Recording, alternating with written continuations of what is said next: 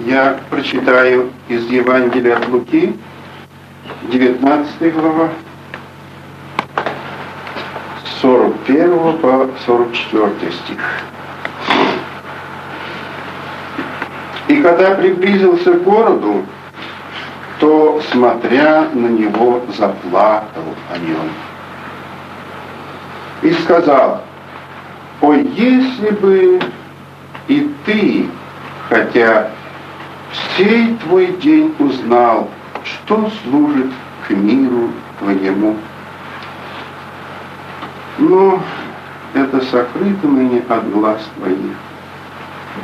Ибо придут на тебя дни, когда враги твои обложат тебя окопами и окружат тебя, и стеснят тебя отовсюду, и разорят тебя, и побьют детей твоих в тебе, и не оставят в тебе камня на камне за то, что ты не узнал день посещения твоего».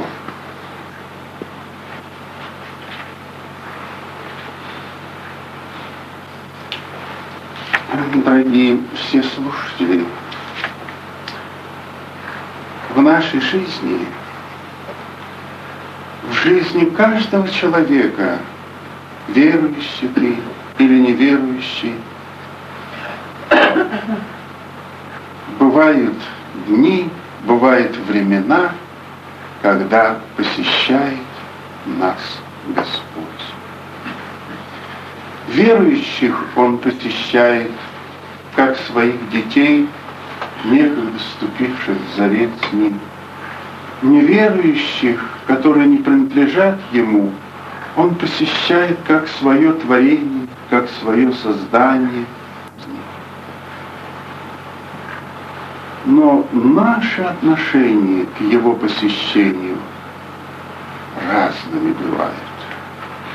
Разные эти отношения бывают и у верующих. Потому что с разной целью Господь, бывает, посещает нас с вами.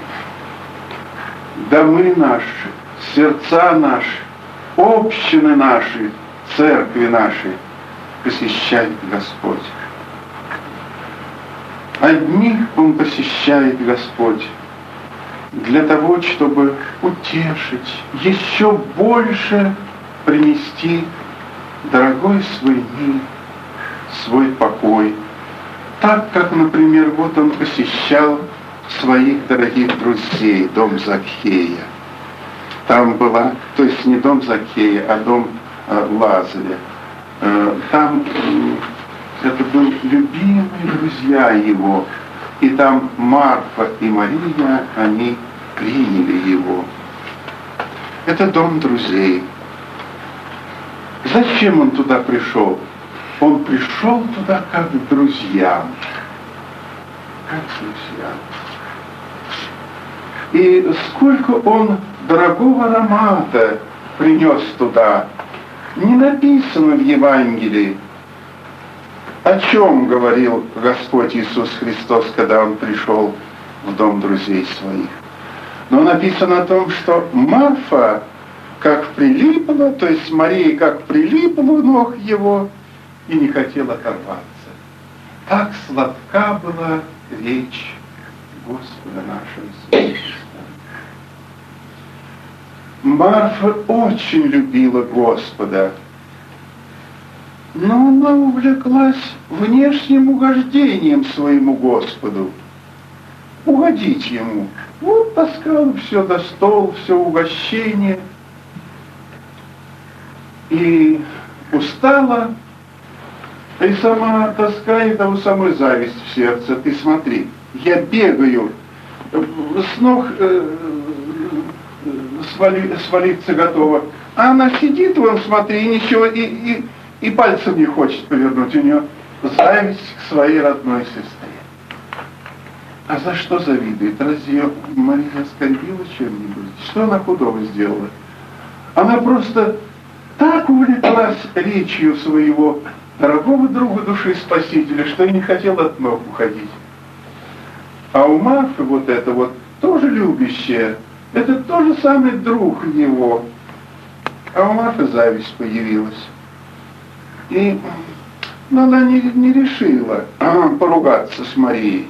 Она бы могла, может быть, без Христа она и не раз это делала. Но тут Господь Иисус Христос. И она уж к нему и обращается: Господи, ну скажи ей, ну что же она сидит, ничего не делает, а я вот, видишь, вот измучился. А Господь посмотрел на нее: Марфа, Марфа, ты суетишься о многом, а одно ведь только нужно. Мария избрала благую часть. У ног поместилась, и сколько она накидалась души. Смотрите, на самом деле, как бессмысленно. На цельный стол понатаскала всего. Так у нас часто бывает. Мы гостя встречаем, уважаемого, любимого.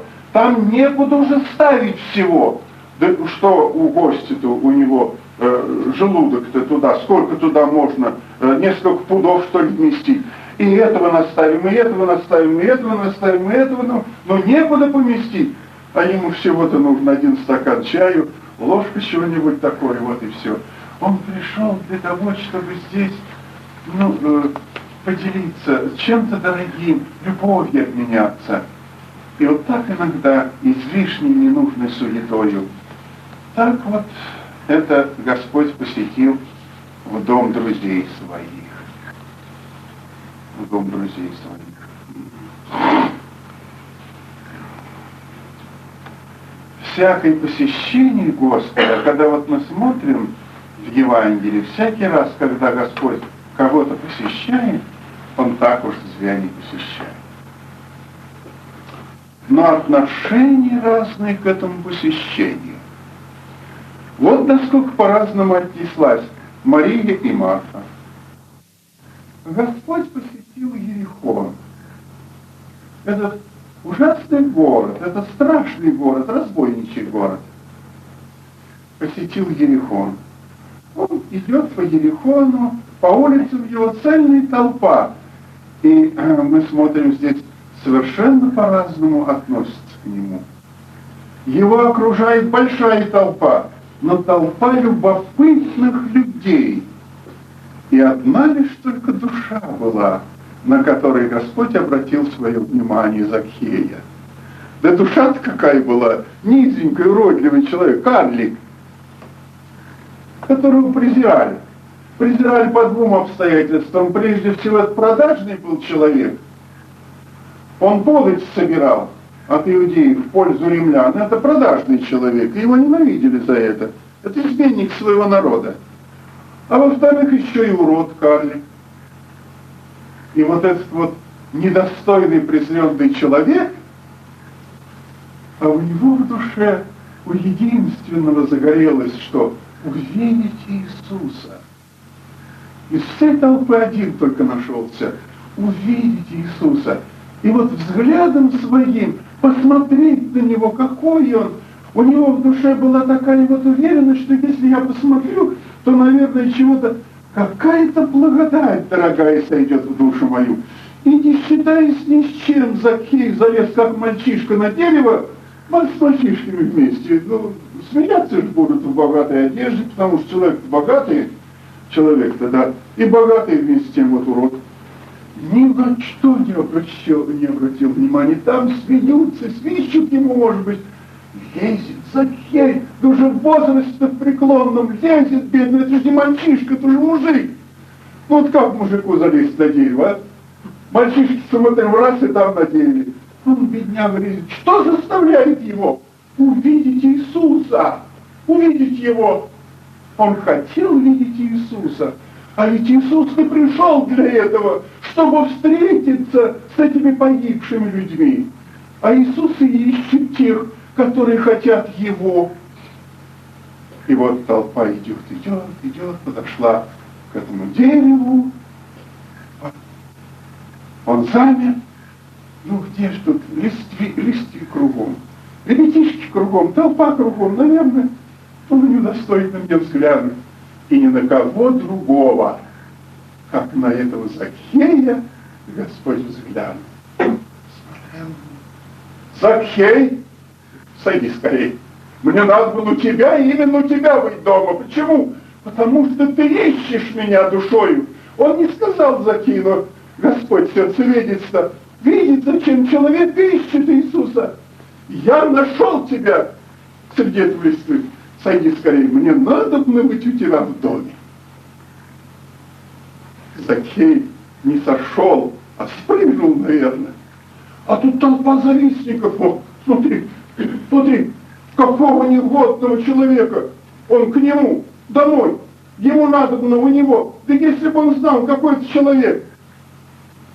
Господь знал, слышал это ворчание этих фарисеев, этих религиозных этой толпы, слышал. Да. И он сказал, что пришло спасение дому сему. И вошел в дом его. И что произошло в сердце этого Закхея, этого преступного Закхея? Глубокое раскаяние. Господи, что принес Иисус? Иисус принес ему покаяние. Господи, кого я чем обидел? Я готов отдать вчетверо, расплатиться за все, лишь бы только ты не уходил, не презрел меня. Господь не оставил его, утешил его, ободрил его. Вот то же самое посещение.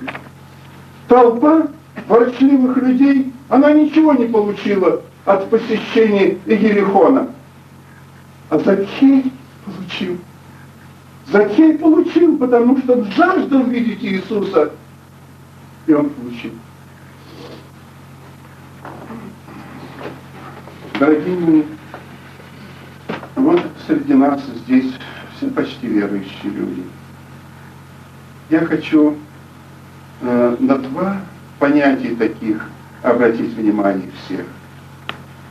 Есть верующие люди, которые так радуются и довольствуются, что с ними Господь, что их Господь посещает их собрания, посещает иногда их радостью. Но вот посетил Господь, прошло это вот его посещение, и опять какие-то будни наступают.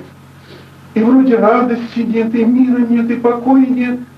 И грехи один за другим запинают его. У него сил не хватает.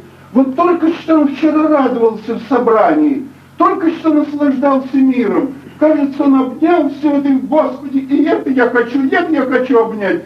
Все богатства, какие он на собрании слышал через проповедь, я хочу все обнять. И раскаивается, Господи, я в этом виноват. Я вот этого всего хочу. А проходит день, он оказывается таким же человеком, как был вчера и третьего дня. Те же падения, та же злоба, как вот приходилось с некоторыми сестрами говорить, я злющий сама плачет. Ну почему ж ты злющий-то? Я не знаю, я не могу уже справиться со своим сердцем. Но ведь ты же была только на собрании была и плакала.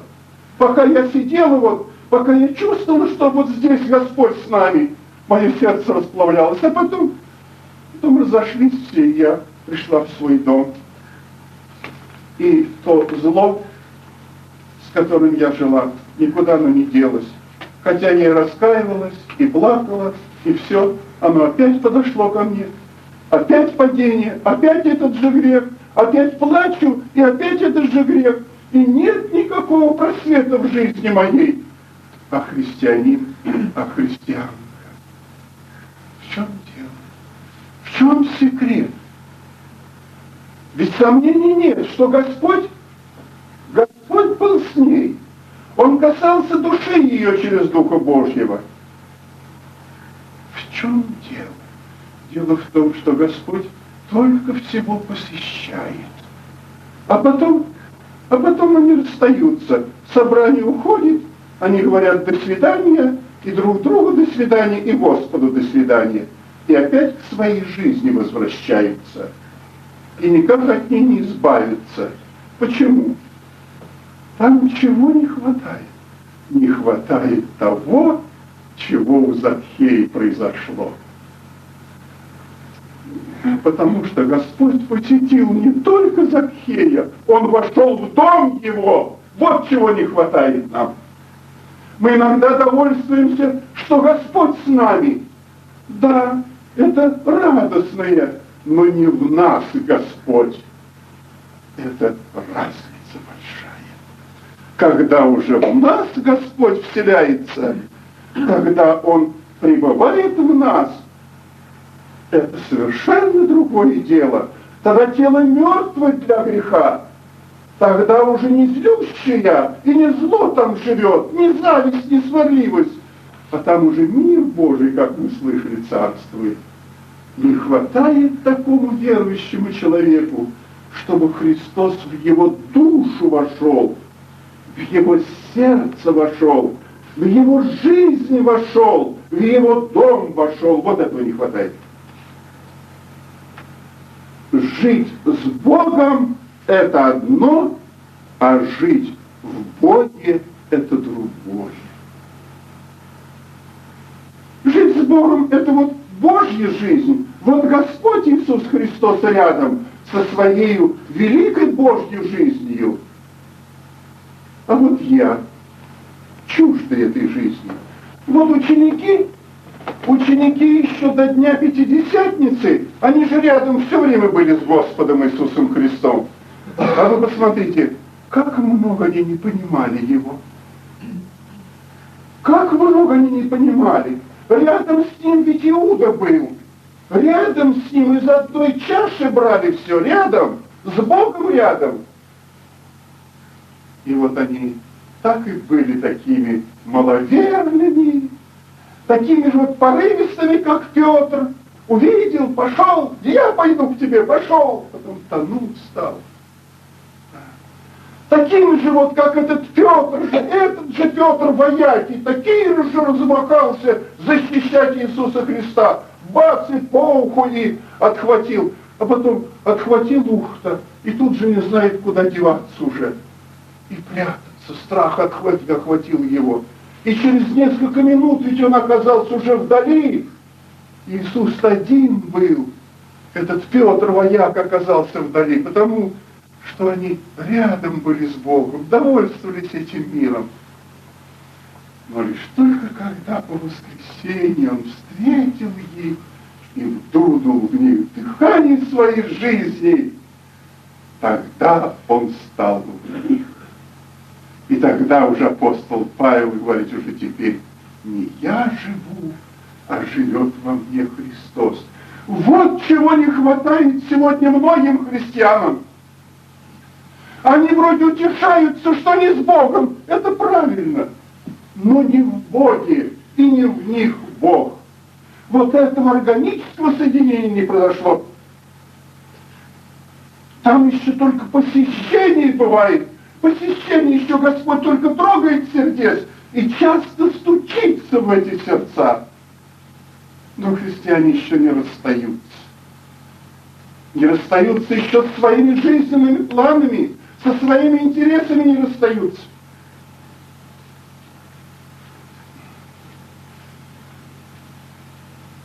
Да, а Господь часто посещает нас.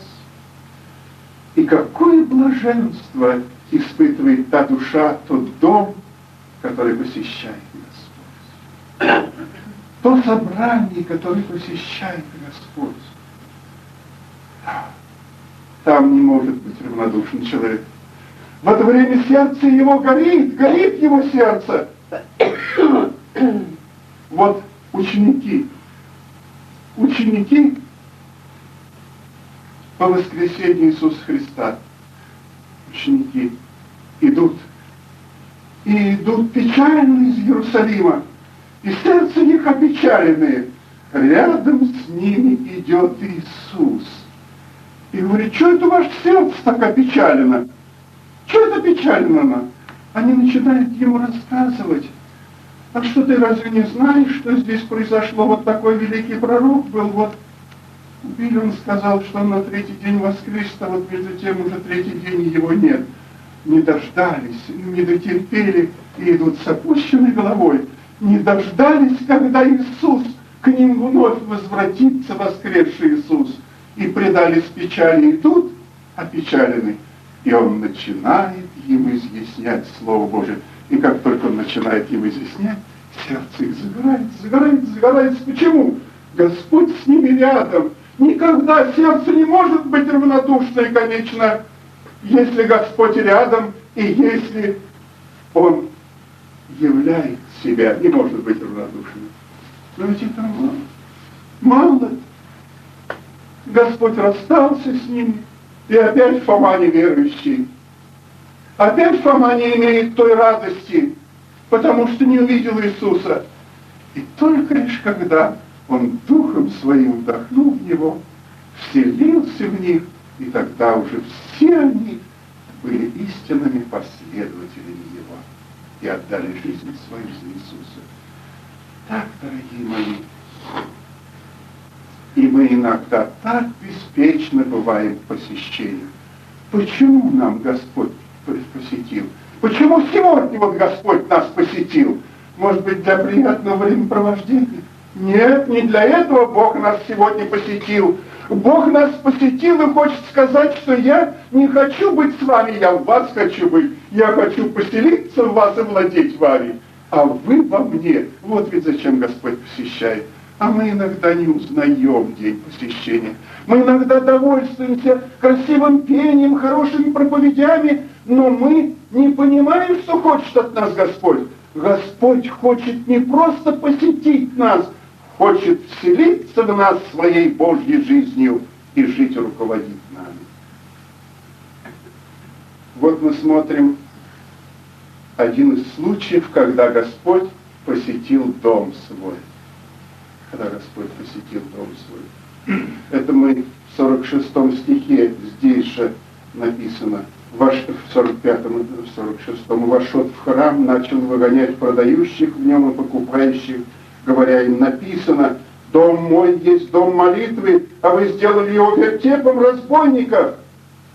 Он посетил храм свой и увидел там, и скотина там, и спекулянты там. Кто только в этот дом Божий не зашел, спекулировать туда вошли, в этот дом Божий.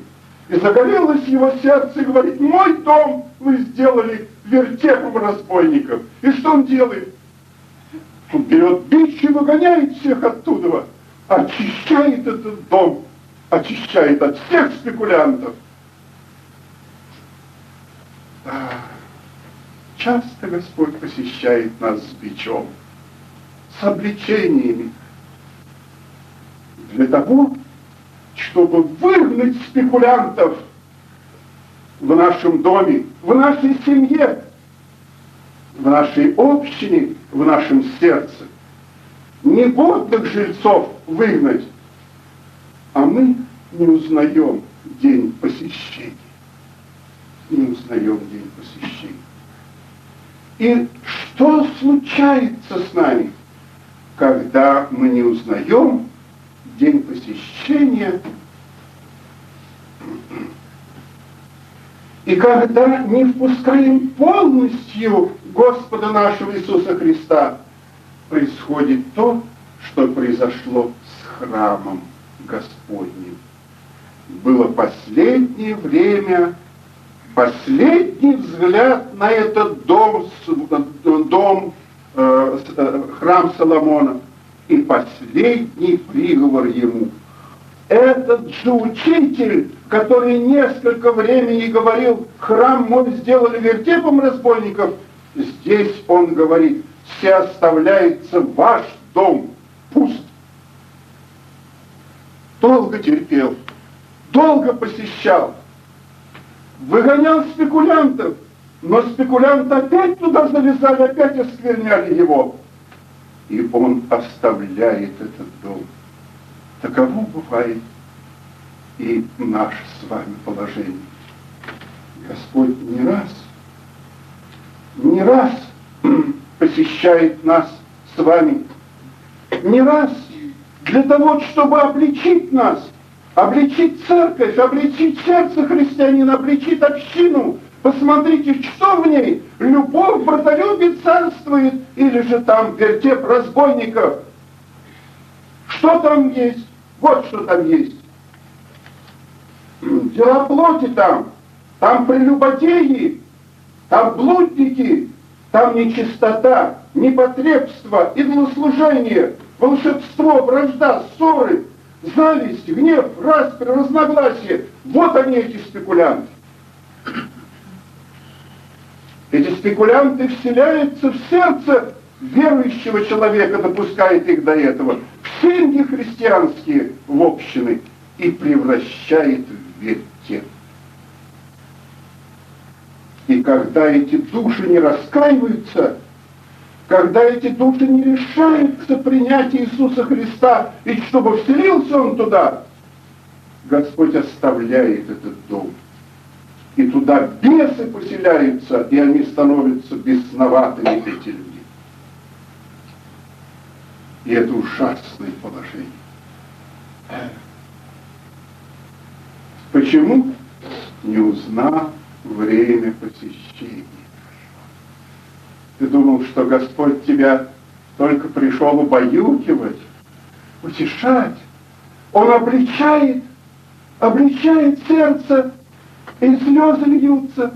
Как хорошо, Господи, Ты обличаешь меня. Я признаю, что я такая, я такой. И нам кажется, вот на этом все и кончилось, и мы оправдываемся. Да, я не та, я не тот, Господи. И это считаем оправданием наших. Разве этого достаточно, что ты признала? А что тебе от того, что ты признала? А не отвергла, не выгнала их силой Божьей, не запретила им и не сказала: все кончено с вами, я не хочу больше жить с вами. Сколько прекрасных сердец, прекрасных душ, вместо того, чтобы славить Бога, сколько сегодня превращенных в вертеп разбойников. Дорогие мои, сколько проходишь домов, некоторые из них христианские дома, заходишь в них, все стены в петухах и в разных картинках разрисованы. Там серванты, там ковры, там смотри, как роскошно живут.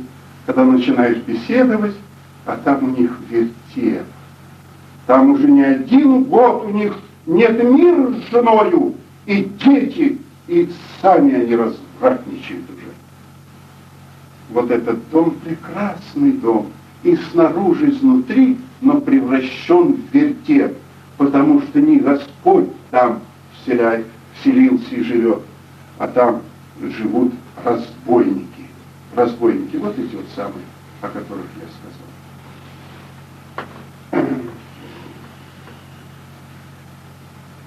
Часто смотришь на христианскую среду. Вот так, буквально вот это наши дни. Это вчерашние, сегодняшние дни. Смотришь так на христиан. Какой храм. Смотришь внешне, как одет, все. Хочется думать, что это ангел. Когда Дух Божий коснулся, открывается.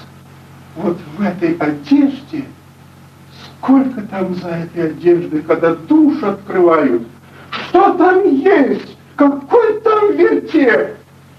Мы сегодня, вчера и третьего дня плакали с такими, что там вертеп за этими вот, за приятными платьицами, за этим внешним видом. Там вертеп разбойников, там вертеп грехов всяких. Смотрите. Ага.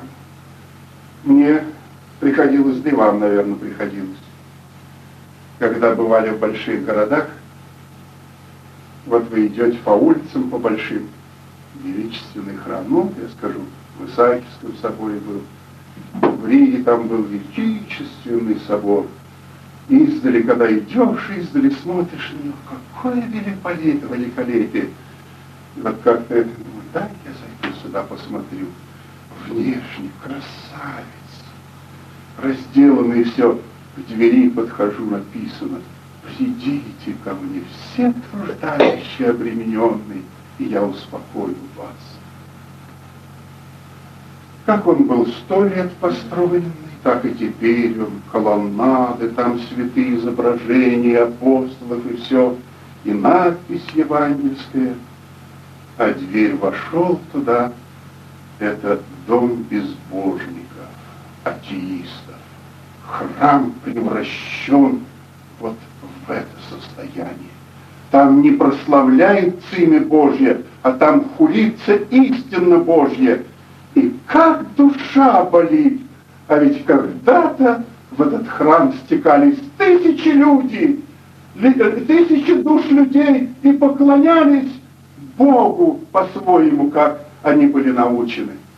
Сегодня он опустошен. Сегодня только вид его остался. Идут экскурсии, но смотреть его как музей.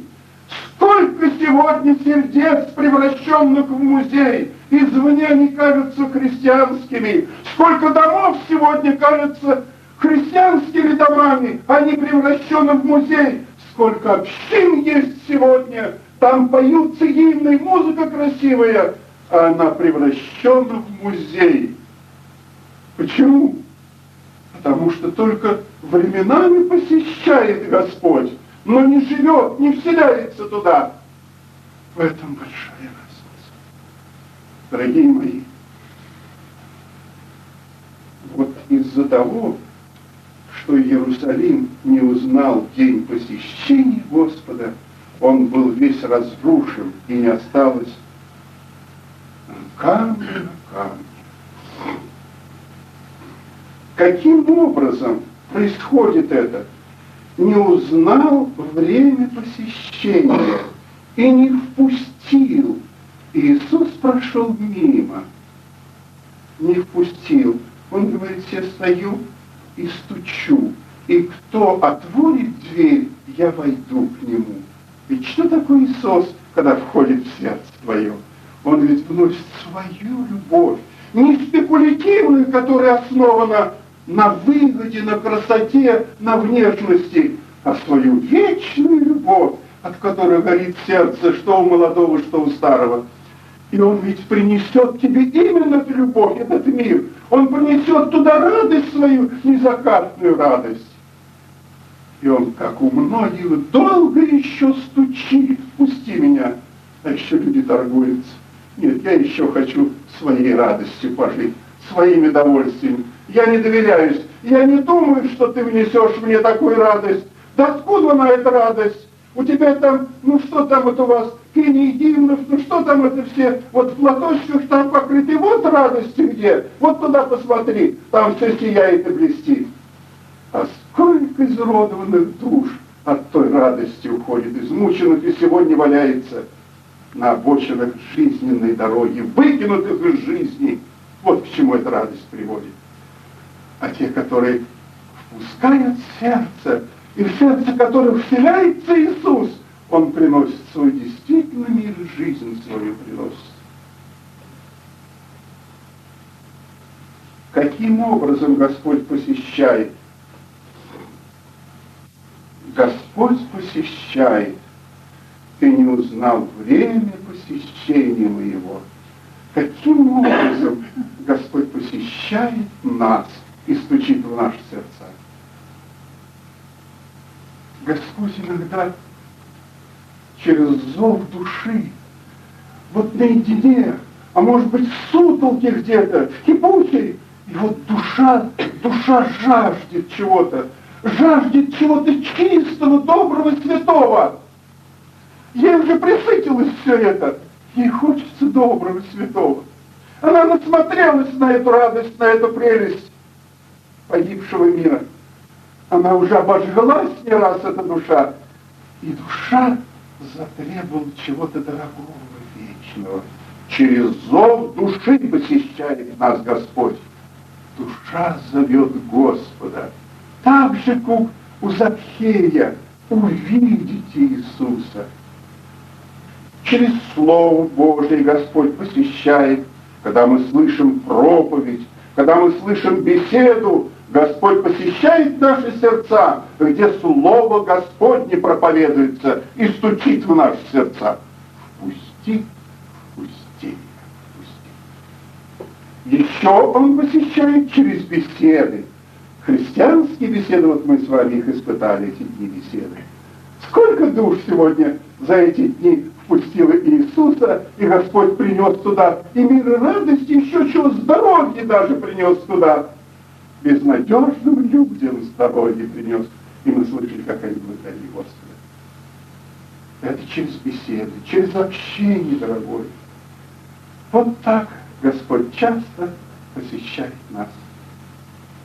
Еще Господь посещает нас через скорби, через глубокие скорби. Мы равнодушны, мы заняты своими делами, нам не до голоса Божьего, у нас свои планы, расчеты, и вот Господь останавливает нас.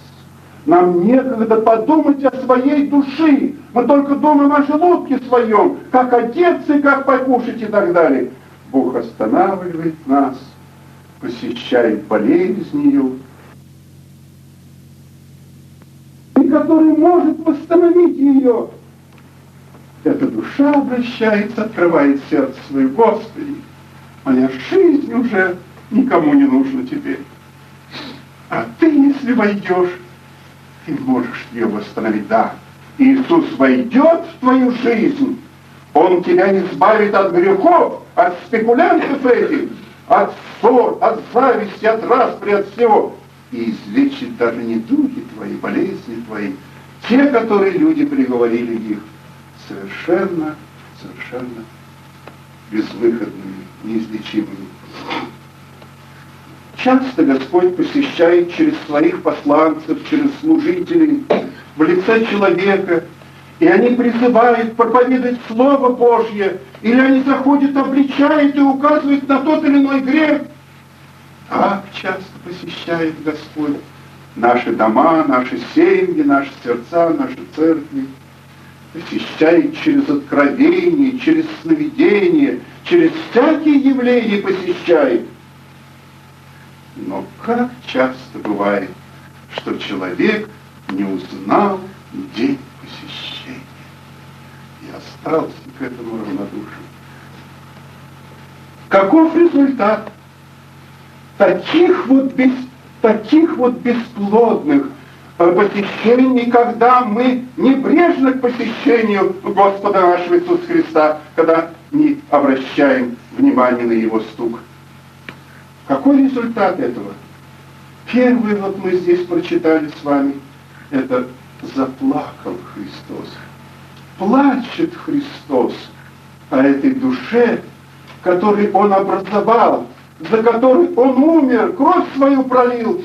Вместо радоваться, вместо того, чтобы с довольством смотреть на подвиг души, что эта душа кровью очищена Его и сегодня примирена с Ним, Он плачет над этой душой, как плакал над Иерусалимом, потому что не узнал день посещения. Он плачет в лице родителей, которые часто уговаривают голосом Божьим дочь свою, сына своего. Господь посещает через это предупреждение: доченька моя, сынок мой, я тебе говорю, Слово Божье Он посещает. Потом она смотрит, мать плачет уже. Это Христос плачет о тебе, дорогая душа, дорогой сын, дорогая дочь. Христос плачет о тебе. В лице матери твоей, в лице отца твоего, в лице друзей твоих, которые плачут о тебе, в лице церкви, потому что ты не узнал день посещения твоих. Каков дальше результат? Отвергла, не приняла, не принял. Хочет еще жить сам своей жизнью, потом обложит враги, окружит его. Я не хочу представить какие-то враги там с камнями, с палками, с ножами, с пистолетами. Нет, я не об этих говорю. Эти враги, они не охотятся за душою, они за телом охотятся. А какие враги, которые окружают нашу душу? Разбойники, которые извращают ее, разврат, блуд, нечистота, мерзость, пьянство и так далее. Вот эти враги окружают эту душу, которая не приняла Господа Иисуса Христа. Они окружают эти враги, окружают, облагают эту душу, деваться ей некуда, вырваться не может из этого окружения пьяниц, развратных подруг, развратных друзей пьяниц, не может вырваться. Почему? Не узнала день посещения Господа, отвергла, когда Господь посещал, а теперь окружили враги, и вырваться не может из этого вражьего круга. И результат — разорят и побьют детей твоих, не оставят тебе камни на камне. Детей твоих, то, что в тебе зародилось доброе, совесть твою разорят ее, стыд твой разорят его, все добрые замыслы, которые в тебе в зачатке еще разорят эти враги. И из человека получается развалина. И мы их встречаем сегодня на улицах наших городов, мы их встречаем сегодня в лице соседей наших, в лице окружающих нас, эти развалины, у которых жизнь погублена совершенно. И лишь только потому, что они не узнали день посещения. Они посчитали, что это для удовольствия, это для кого-то, для стариков это говорится, а не для ее, для молодую, которая только жизнь цветущая. Сегодня он и здесь среди нас стучит. Сегодня он плачет о некоторых из нас, которые не впустили полностью, у которых не Господь является хозяином, не Господь, а сам является хозяином, сам распоряжается своей судьбой, сама распоряжается своей судьбой и выбирает то или другое, несмотря на слезы ближних, родителей и друзей. Сегодня он стучит и плачет. Впусти его! Впусти сегодня его! Впусти сегодня! Или же придет время, когда окружат тебя эти злодеи, и ты очнешься только никому не нужный, выброшенный. Однажды я проходил рано утром на работу еще, когда работал в более молодые годы. Вот смотрю около железной дороги, куча мусора, и что-то такое в рассвете блестит. Я подошел, голая совершенно женщина, совершенно голая, на груди мусор лежит. Я смотрел ее, от всего наряда его осталось какое-то грязное, здесь вроде чулка, один кусочек, все остальное тело голое, неприкрытое. С ужасом я посмотрел.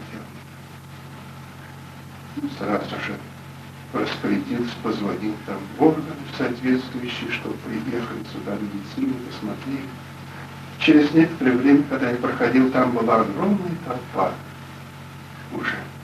Врачи обследовали ее и установили, что эта женщина возвратилась недавно из лагеря, и остатки грошей какие-то у нее были. Она смогла только купить булку хлеба и бутылку водки. Напилась и потеряла совершенно управление. И лагерное, вот это уже лагерное, необычно женское, все она потеряла по дороге. И здесь, на этой мусорной куче, умерла. Ее никто не изнасиловал, никто ничего. Соседи окружающие рассказывают, она вот здесь жила.